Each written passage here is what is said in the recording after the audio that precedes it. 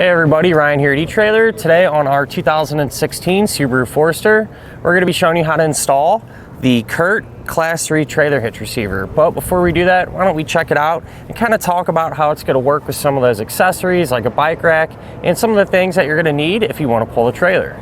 So we see a ton of Subarus here at eTrailer, and you know, people coming in for not only hitches but a lot of other accessories, and it seems like what a lot of people are using the hitch for is a little bit of everything, to be honest. Seems like people are doing a ton of different things with them, whether that be using accessories like a bike rack or a cargo carrier, and then you got people towing some trailers with them, campers, utility trailers, kayak carriers, things of that nature. So if it were me and I was wanting to put a hitch on my Subaru, I would definitely want one that could handle just about anything you want to throw at it.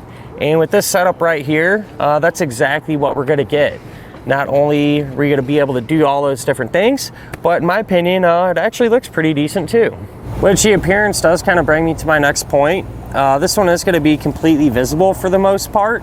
But honestly, on the back of the Forester, it looks right at home. A lot of times these Subarus almost look better with accessories on them than without, at least in my opinion. But to each your own, you know, it's just really going to be what you're looking for.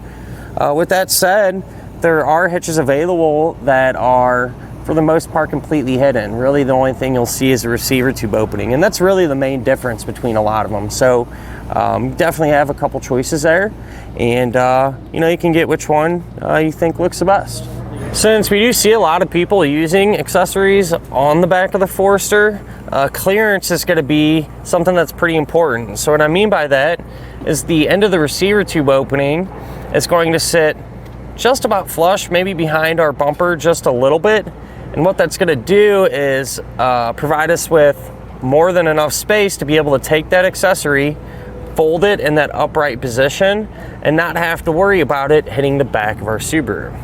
With this being a Class 3 hitch, you're just going to have that 2" by 2" receiver tube opening. Really common size, a lot of different things will work with it. And matter of fact, this is the size that I generally recommend over the smaller 1¼ by 1¼ hitches, and that's just because these are much more versatile. You're going to be able to use a lot of different things with them. At the end of the receiver tube, we're going to have a reinforced collar for a little bit of extra support, and the hitch is going to use that standard 5/8 pin and clip, but keep in mind, a pin and clip doesn't come included. If you need one though, not a big deal. You can grab it here at eTrailer. I am a fan of the safety chain openings. They sit quite a ways back away from your pin and clip, so you don't have to worry about interference. And they're really big actually, so you should have no issues using just about any size hook that you might have. Now let's just go ahead and talk about some weight capacities. The hitch is going to have a 525-pound maximum gross tongue weight rating, and that's going to be the amount of weight that is pushing down on the hitch, so pretty high number, and you should be able to use just about any size bike rack or cargo carrier that you'd want to, for example. As far as the hitch's maximum gross trailer weight rating goes, that's going to be 3,500 pounds, and that's going to be the amount of weight that is pulling on the hitch, so the weight of your trailer plus anything that you might have on it. I do always like to suggest, so it's never a bad idea just to grab your Subaru's owner's manual. That way you can make sure your vehicle can pull up much weight safely.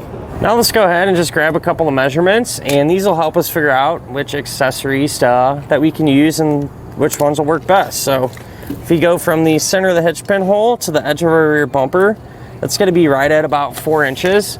We kind of covered this earlier, but you can use that measurement to figure out exactly if any of those folding accessories you might have can be stored in that upright position without hitting the back of your Subaru.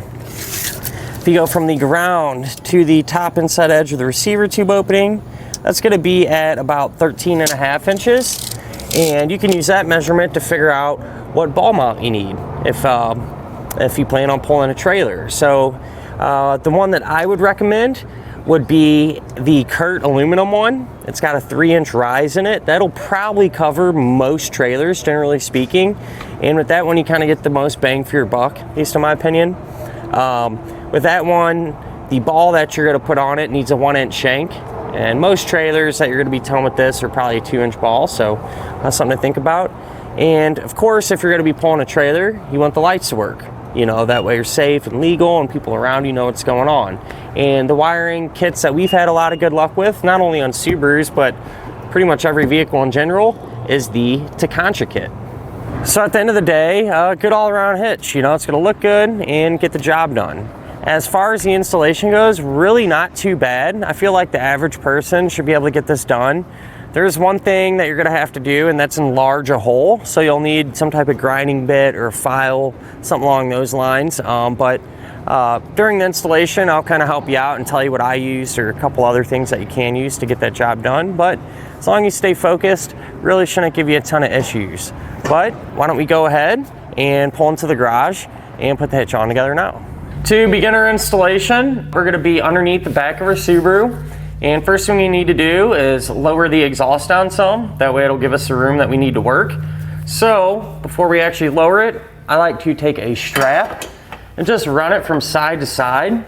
That way we can kind of control how fast and how far we let the exhaust come down. To get the exhaust lowered, we're going to have 3 rubber isolator hangers, just like this one here, that we need to pull off. And so you can spray them down with some type of penetrating oil or even soapy water just to help lubricate everything. Then you can take a pry bar or even a real big screwdriver if you got one. And we're just going to pry one end of the hanger off. Doesn't really matter which side right now, but just get that one off. The other one's going to be located on this side of the muffler, kind of more towards the front of our vehicle. So here's that other rubber hanger. We'll use the same method to get this one removed as well. This one's a little more difficult. You just really don't have anything good to kind of pry against. But keep working at it and we'll eventually get it off there.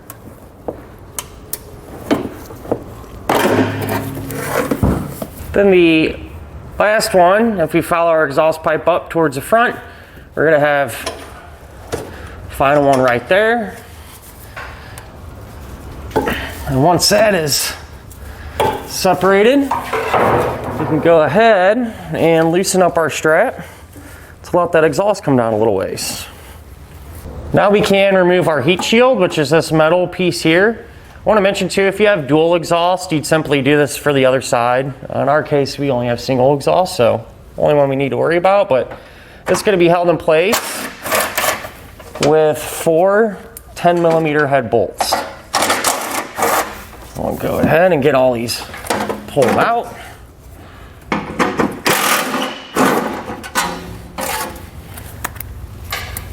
And once we get this last one, it should drop down. And we can just set it off to the side for now.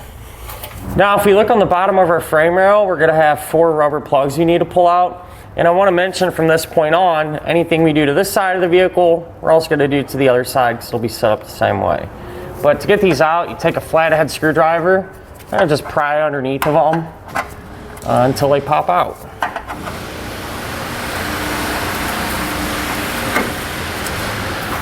And we're actually going to be opening up this one a little bit larger, this one closest to the front. And the reason being is this is actually not an attachment point that we're going to be using. And it's already pretty big. We're going to have to remove less material. And the reason we need to do that, because if we take our hardware, this is eventually going to go in the frame, it doesn't fit in there. And so what we're going to do is make this just big enough to be able to get these items in. So definitely recommend using a power tool for this one. In our case, I have a grinding bit here. You can also use a step bit to drill that out. Something along those lines. If you have to, you can use a hand file. But with that said, you know, it's going to take you a little time, so be patient with it if that's what you're doing. But you know, you got something like this or a mechanic friend, definitely recommend using it. But that said, I'm going to open this up, and every now and again I'll just come back and check and make sure you know, that we don't get too carried away here. Make sure our hardware will fit up in there.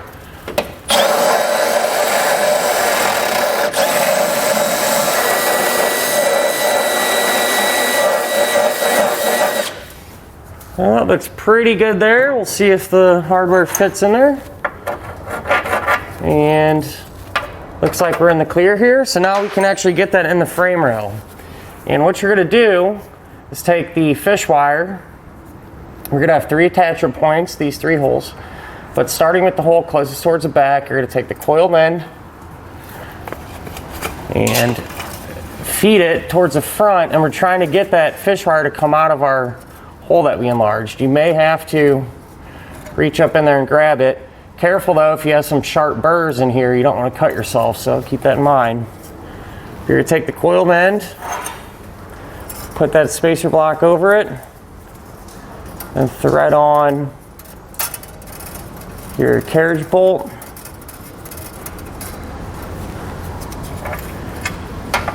Feed the hardware up the side of there.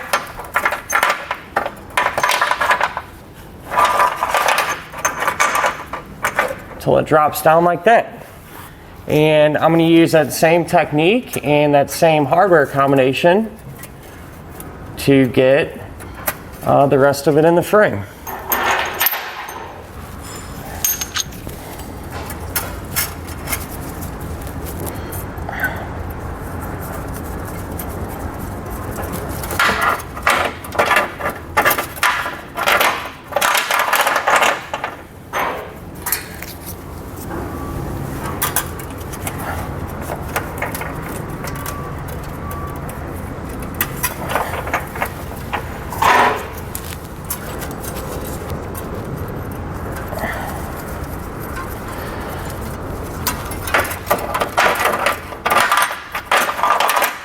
So once you have it all in there, it's not a bad idea either to come back, since we have some bare metal now, come back with some paint. You can use spray paint or a paint stick like this. Just put a layer over it. That way it'll help keep it protected from rust and corrosion and things like that. Now with the next set of hands, we can get our hitch into position. So what you're going to want to do is line up the fish wires with the holes in the hitch, and then we can raise it into position. Get all the bolts to line up.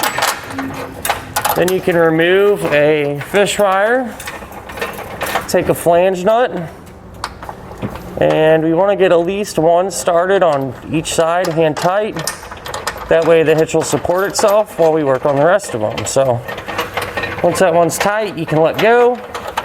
Remove your other 2 fish wires. And again, we're just going to use flange nuts for all these. But you may notice if you do go to try to tighten this down and the bolt wants to push up, you can take your hand and just apply some side pressure there. It'll keep it steady and make it a little easier to get the nut started.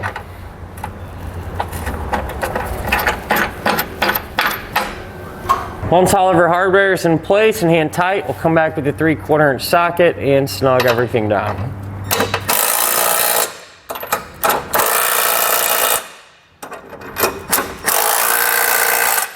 Now we need to come back with a torque wrench and tighten down all the hardware to the amount specified in the instructions.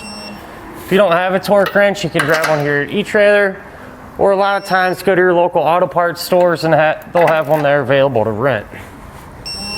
Now we can raise our exhaust back up. For those of you that are wondering, the heat shield that we removed does not get reinstalled. And so all we'll have to do now is re-lubricate the hangers. And a lot of times you can just slide these back in place by hand. If I can get it to line up here, it usually goes on pretty easy. There we go. Same thing for this one. Then of course the one in the center is the last one.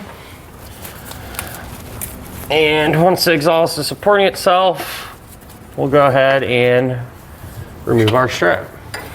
And that'll finish up our look at and our installation of the CURT Trailer Hitch receiver on our 2016 Subaru Forester.